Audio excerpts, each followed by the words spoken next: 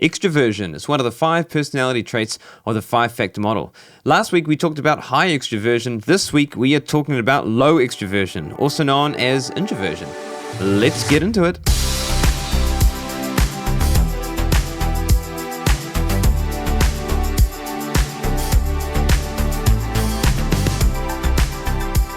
Well, welcome back to another episode of Real Talk with Kane Adams. We are right in the middle of our personality series, talking about personality in relation to the 5-factor model. We talked about agreeableness, we talked about conscientiousness, and last week we touched on extraversion, but we only got halfway through. So we talked about the advantages and disadvantages of being high in extraversion, and so this week we're going to focus on low extraversion, also known as introversion. What is extraversion? Just a quick recap. So extraversion is a sensitivity to positive emotion. So if you're high in extraversion, you're more likely to be sensitive to positive emotion if you are low in extraversion. Positive emotion is in relation to, I guess, sensitivity to the dopaminergic system, which is the system in your brain that releases dopamine throughout your body, as well as impulsivity. So if you are sensitive to positive emotion, you're more likely to be impulsive. And we talked about that last week. We also talked about the differences between positive emotion and negative emotion and the reason why we have them. So, for example, with positive emotion, the reason why we have positive emotion is to motivate us to work towards a desired goal, whereas negative emotion is to help keep us safe. And negative emotion is related to neuroticism, which we'll talk about next week. And then also, remember how with positive emotion and negative emotion, we talked about how they operate in different systems of the brain. So if you are sensitive to positive emotion, that doesn't mean that you're automatically not going to be sensitive to negative emotion, as if it's like an opposite, or vice versa. You could say if you are not sensitive to positive emotion, that doesn't mean that you're automatically going to be sensitive to negative emotion. You can be sensitive to both positive emotion and negative emotion, and you can be sensitive to neither of them, depending on your mix of extraversion and neuroticism, and where you score on those percentiles. So we talked about that last week as well. Just a reminder, as I say every episode, a lot of this material has been collated together from the teachings of Dr. Jordan Peterson. So I've placed a link in the description below if you want to learn more about extraversion in a more detailed sense. Then you can click that link and watch some of his teachings. And if you haven't taken the Big 5 personality test, you can take that at understandmyself.com. There's a link in the description for that as well. Okay, so extraversion. Broken down, we talked about this last week. So extraversion is broken down into 2 subtraits, which is enthusiasm and assertiveness. What's the difference between those two? Enthusiasm is associated with positive emotion in relation to social interaction, whereas assertiveness is associated with positive emotion in relation to social dominance or social status. And so we talked about that last week as well. Okay, let's look at some common behaviours among people who were low in enthusiasm. Here are some common behaviours. They're slow to warm to others. They value privacy, or they're a closed book. They value and enjoy solitude. They value authentic relationship. They enjoy the little things in life. They are more sentimental. And then common behaviours among people who are low in assertiveness. They do not like to take charge. They're reserved with their opinions. They're a good team player.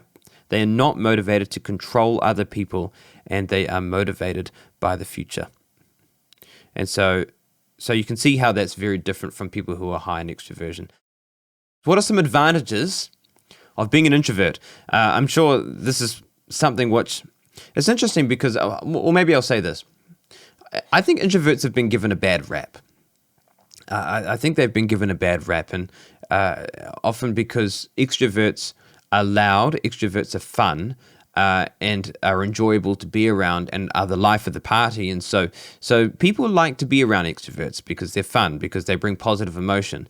And it can be that notion of, well, what's wrong with positive emotion? You know, there's nothing wrong with positive emotion, as in, you could never go wrong with positive emotion, which we talked about last week, how you can go wrong with too much positive emotion. You find yourself in a manic state. And if you're in a manic state, then you don't see threats. You see life as nothing but a euphoric paradise to live in where nothing can go wrong. And if you view life that way permanently, then you're going to fall into some serious traps. So we talked about that, the dangers of too much positive emotion. But a lot of people don't see that, I suppose. And so extroverts are more quick to be celebrated than introverts, unfortunately. And it ought not to be that way at all. But unfortunately it is. And so anyway, we'll go through some advantages and some disadvantages of being an introvert. So let's start with the advantages. So the first advantage would be that introverts tend to be more reflective and introspective. They spend time analyzing their own thoughts and feelings. This inward focus can lead to greater self-awareness, deeper insights, and a better understanding of one's own values and motivations. So, because introverts are less motivated by positive emotion than extroverts, it means that they're going to be less impulsive. And it means they're going to be more reflective and introspective and thinking about how they achieve the goal more so than extroverts. Because extroverts, in general, I suppose you could say, are driven, because they're driven by the positive emotion that they feel and they experience, they're going to want to get to the goal as fast as they can and as efficiently as they can. They put the pedal to the metal. They're locked into achieving that goal, which is not a bad thing at all, because that's what it means to be an opportunist, right? Is to recognize the opportunity and to run with it. But the detriment of that, or the problem with that, is that if you run too quickly towards an opportunity, you can miss some of the traps on the way, or you can miss some of the important facets that go into achieving that goal. Things like the why, the why behind the goal. And that's just as important as achieving the goal, because you might run towards a goal and achieve it and then realize that it's totally irrelevant to where you're going in life, or it's totally irrelevant to what will bring future success. It might bring present success, but it might not make a dent in terms of investing in your future or maximizing your future. And so the point of this is that introverts don't miss these important facets. They walk towards the desired goal that they want to achieve, but they do it at a more calculated pace. And so they're more likely to make more informed decisions. They're more likely to, like I mentioned before, miss the important things. Sorry, not miss the important things. They're more likely to recognize the important things when it comes to achieving the goal. Some of these more important facets can include greater insight into how to achieve the goal as well, in a way that's going to, like I said, is going to maximize the reward in the future, as well as things like watching how other people do it. Not being too quick, calculating the cost, right? And I guess that's a good way of putting it, right? It's because when you want to achieve a goal, you need to calculate the cost before you do it. Otherwise, you're not going to finish what you start. And I suppose you could say, again in a generalized sense, that extroverts are more likely to not finish what they start, particularly if they're low in conscientiousness, because of their sensitivity to positive emotion and on to the next thing. They're wanting to find the next thing. Whereas introverts, particularly if they're high in conscientiousness, are more likely to finish what they've started. So that could be a good way of looking at it as well. Okay, let's look at another advantage. Introverts are more independent and they're more self-sufficient. So because they're not motivated by social interaction, it means that they draw their energy from inside themselves instead of drawing their energy from interacting with other people. So what that means is that they don't rely on other people, right? Which is a massive advantage, because you would have an extrovert who values and is motivated by social interaction in every facet of their life, which means when it comes to achieving a goal, they like to have other people involved. And not everyone's going to want to be involved. And so sometimes if they're in a place where they want to reach somewhere, but they don't have the people on board to help them or to be with them, then they don't move towards the goal because the social interaction is not there. That's not the case with introverts. So introverts, because they're internally motivated, and because they're not motivated by social interaction, it means that they can create a goal, work towards it, and achieve that goal on their own. And which is an amazing thing, because it means that they're not reliant on anyone else to help them achieve that goal or to move them towards achieving that goal, which is great. Of course, the disadvantage of that is that not every goal can be achieved on your own. And there are certain goals in life that you need other people to help you, or you need to be in social cooperation to be able to achieve that goal. And that would be a disadvantage, is that introverts are less likely to ask for help. They don't like to ask for help. They like to try to do things on their own, which can be detrimental as well, because like I just said, certain goals you have to achieve with other people, and you have to do it in a cooperative community. For example, a lot of business opportunities. If you start a business, right, there's only so far you can go on your own. And you can do pretty well on your own, being a contractor or being a sole trader or self-employed person, and freelancing, and that's a good thing. But there is only so far you can go. There comes a point where you're going to need other people to help you. You're going to have to hire staff. You'll have to hire an admin person or some other workers or something like that. You're going to need to start to hire people, which means you're going to have to start interacting with people to be able to achieve your vision. It's not easy for introverts to do that. And so that's just something to think about. And I suppose on that same vein as well, is that introverts can be seen sometimes as stubborn. And it's interesting because I think we often equate stubbornness with low agreeableness, which is true. People who are low in agreeableness are likely to be very stubborn people because they don't like to be told what to do. They are motivated by serving their own interests. So whenever it comes to somebody else trying to tell them what to do or take them away from their own interests, people who are low in agreeableness don't like that. So people who are low in agreeableness can be very stubborn. But stubbornness is not just reserved for people who are low in agreeableness. I think people who are low in extraversion as well as high in conscientiousness can be very stubborn people. And the reason for that is because they're high in conscientiousness, so they work hard, and they want to get things done and done correctly because they're orderly, and because they're low in extraversion, it means that they want it done with no or very little or no social interference. And so the minute that someone wants to try and engage with an introvert in terms of helping them with their goal or giving them advice on where to go or what to do, introverts don't like that because they've got their goal, they know what they want to do, and they don't want social interference. And so they can be viewed as stubborn as well. I suppose a way that you could see it would be people who are high in conscientiousness and high in extraversion have a desire to control other people. So they work hard and they want to bring and galvanize as many people as possible to jump on with their vision.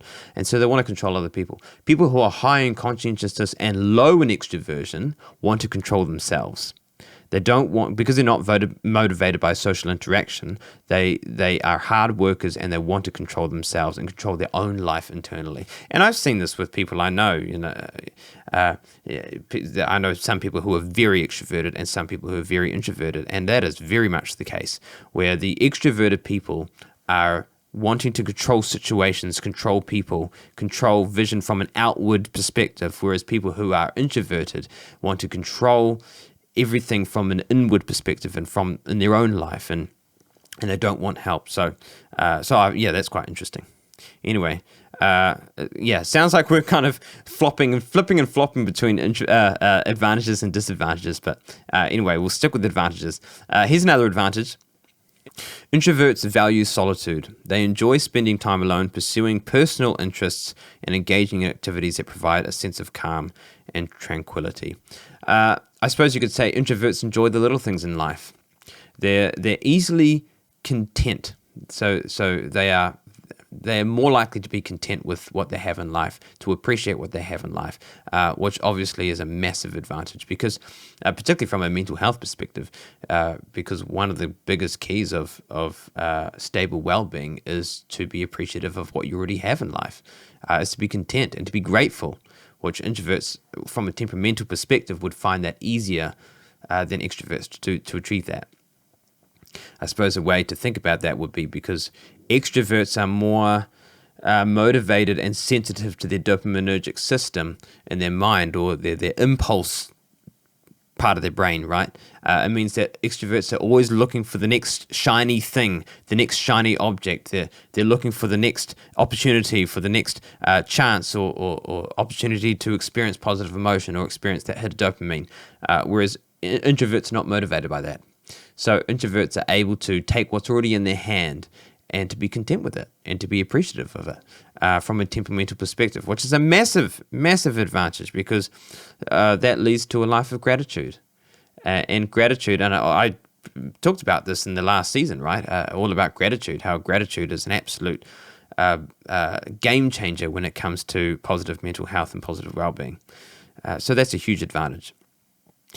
And I suppose a negative aspect of solitude would be a sense of loneliness. So introverts are able to enjoy their own company, which is a great thing because it means that they can be more content. They're not looking for the next shiny object. But too much solitude can equate a life of loneliness, which is not good because, like I mentioned before, we're designed to be social beings. We're designed to thrive in a community, not to be on our own.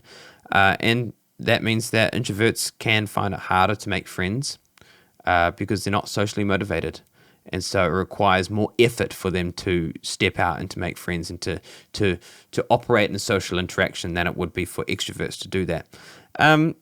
And I suppose if an introvert were to completely give into their proclivity for solitude in an extreme sense, then that means that they would have a very small support network to draw on if life goes wrong. And we mentioned that last week as well, that people who are high in extroversion and high in agreeableness particularly would have a strong support network of friends and of family members and of people that they can draw on if life goes wrong, which is a really important aspect to have in life. It's a community, and that's the thing. We do life together as a community, right? And you want to be knitted into a community so that if things go wrong and you can't think straight, that you have people who can think straight for you and have people that can help you in life, that can make you meals and that can give you words of wisdom when you need it.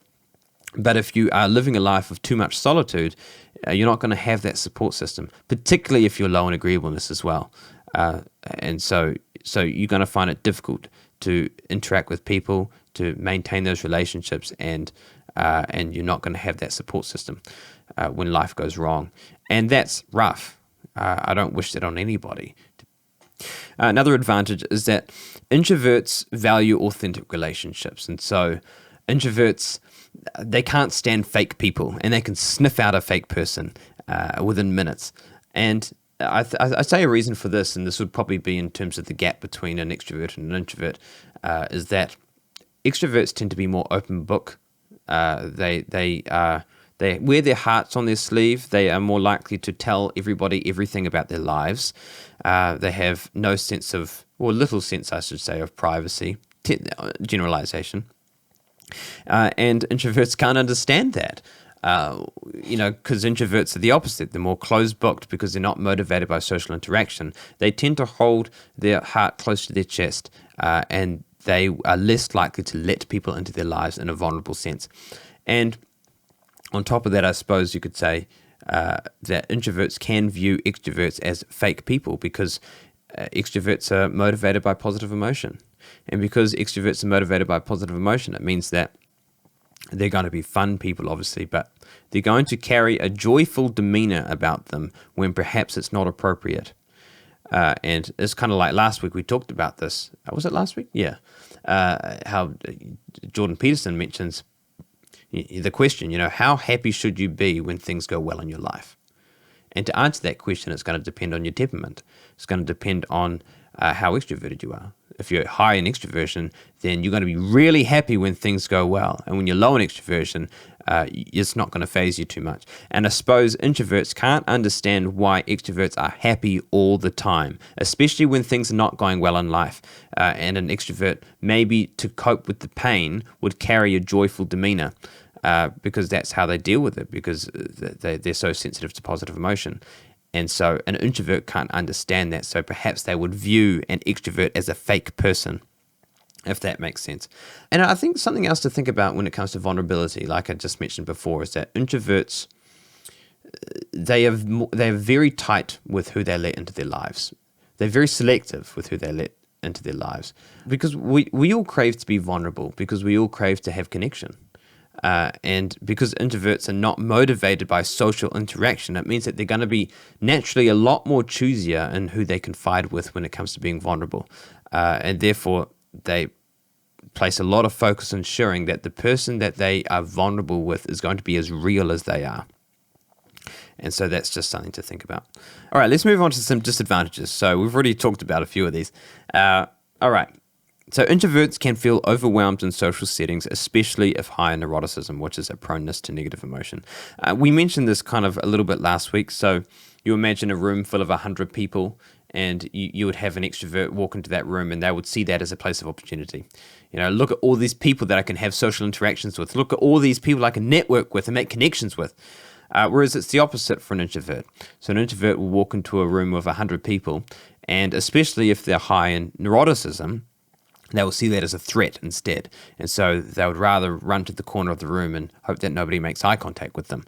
They recharge on their own, right? So introverts gain their energy in solitude, and then they expel that energy in social interaction, which means social interaction becomes draining, and then they have to go home and recharge. And the opposite is with extroverts. So extroverts would gain their energy from social interaction. So when they're hanging out with people, talking with people, that's how they recharge. And then when they're on solitude or by themselves, that's how they expel their energy. And so it's quite an interesting phenomenon. So for an extrovert to recharge, they need to be involved in social interaction. And so it's not easy for an introvert in many social settings, which is a disadvantage because, like I mentioned before, we're social beings. We're designed for community. We're designed for social interaction. And so not only is social interaction unavoidable, but it's necessary. We need to have it. And what that means is that introverts are forced to be more intentional and outgoing in social circles than an extrovert would. Because social interaction comes naturally to an extrovert. I suppose something to think about as well is that because introverts are not motivated by social interaction, or because they have to be more intentional and more focused when it comes to social interaction, it means that introverts are probably more likely to miss out on opportunities as well. Because opportunities come often in the form of community. So things like career opportunities or spousal opportunities in terms of finding your mate or partner, in terms of maybe opportunities with sport or with business or with hobbies or all sorts, really. A lot of these opportunities come in the confines of community. They come through through the instrument or the vessel of social interaction. And so if introverts are not actively engaging in social interaction, it means that there is a likelihood that they'll miss out on these opportunities, which is a disadvantage. And what that means is that introverts will just have to be more intentional when it comes to social interaction so that they don't miss out on these opportunities. Easy for extroverts.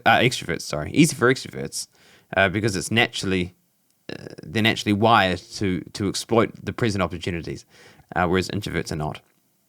And I suppose on the subject of opportunities as well, is that introverts are less likely to be opportunists, very much so. And remember how last week we talked about delayed discounting as well. So delayed discounting is to discount the value of the future in order to maximize the opportunities of the present. And extroverts are more likely to sacrifice the future in order to maximize the opportunities of the present, whereas introverts are more likely to sacrifice the opportunities of the present in order to maximize the reward of the future. And I suppose you could see the positive and the negative implications of either stance when it comes to delayed discounting. For example, an introvert, because they're naturally geared towards exploiting an opportunity when it's presented to them, it means they're going to go hard when they find that opportunity. But just because an opportunity is presented to you, that doesn't mean that you should take it necessarily. And so introverts are going to use wisdom before they take any opportunity, and which is a great thing. But you don't want to be valuing the future too much, because if you value the future too much, then you're going to be sacrificing so much of the present that you're actually not even going to have a future at all. And the reason for that is because often the quality of your future is predicated on just how well you exploit the present opportunities. And so there's got to be a balance. There's got to be a balance between the two, between not running headfirst into an opportunity compared to not taking the opportunity at all, I suppose. Okay, introverts will likely be low in assertiveness, which means they're less likely to share their opinion in group situations, even if their opinion is warranted and could be of great use to the group. And that's a shame, because I often say, in a world of extroversion, we often need to hear the introverts. And the reason for that is because introverts are more likely to have a well-informed decision, or when they have an opinion, it's going to be far more likely to be well thought out than an extrovert. Extroverts tend to not give a damn when it comes to sharing opinions.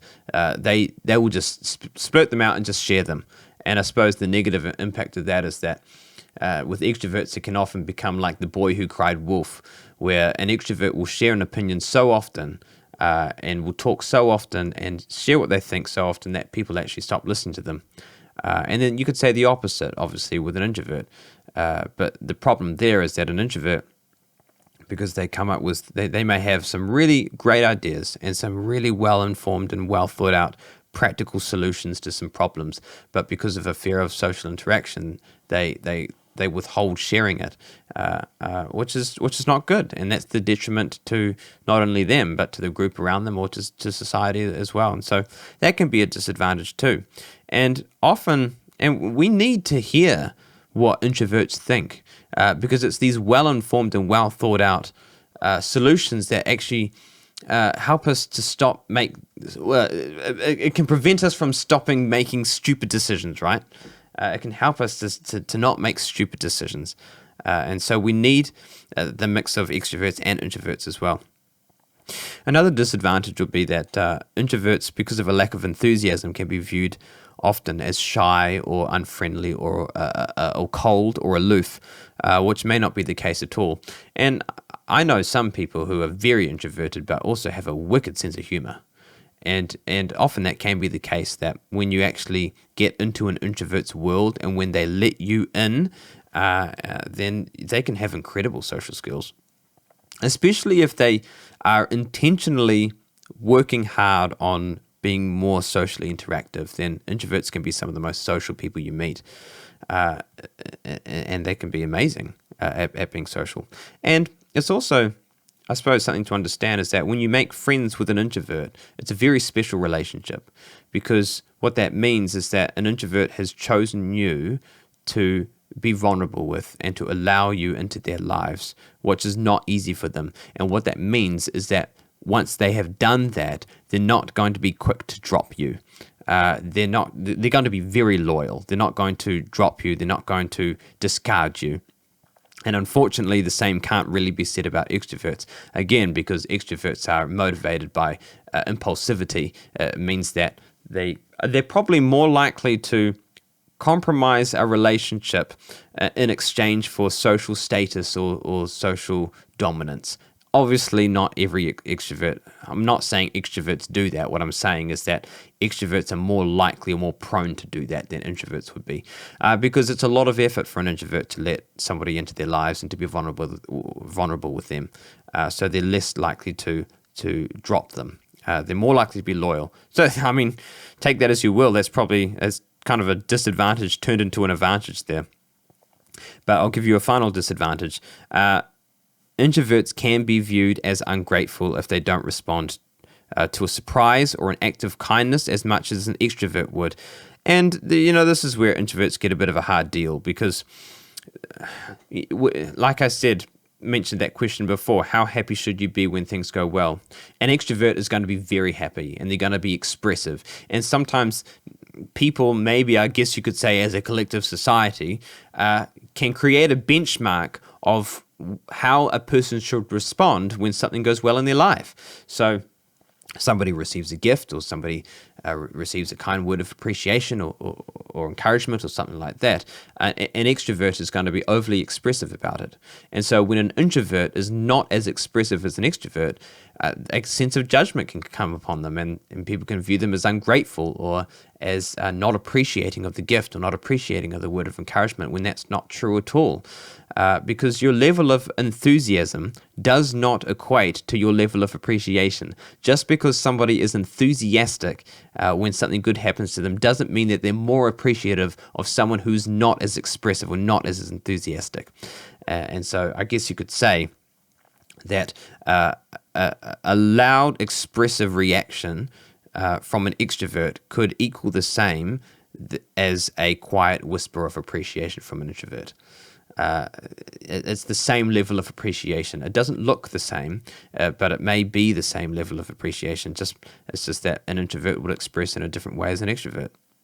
So, those are some advantages and some disadvantages of introversion, which is low extroversion. Thank you so much for listening to this episode. Next week is going to be a big one. We are going to be talking about neuroticism, which is all about sensitivity to negative emotion.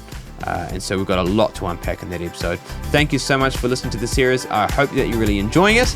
And we will see you next week for another episode of Real Talk.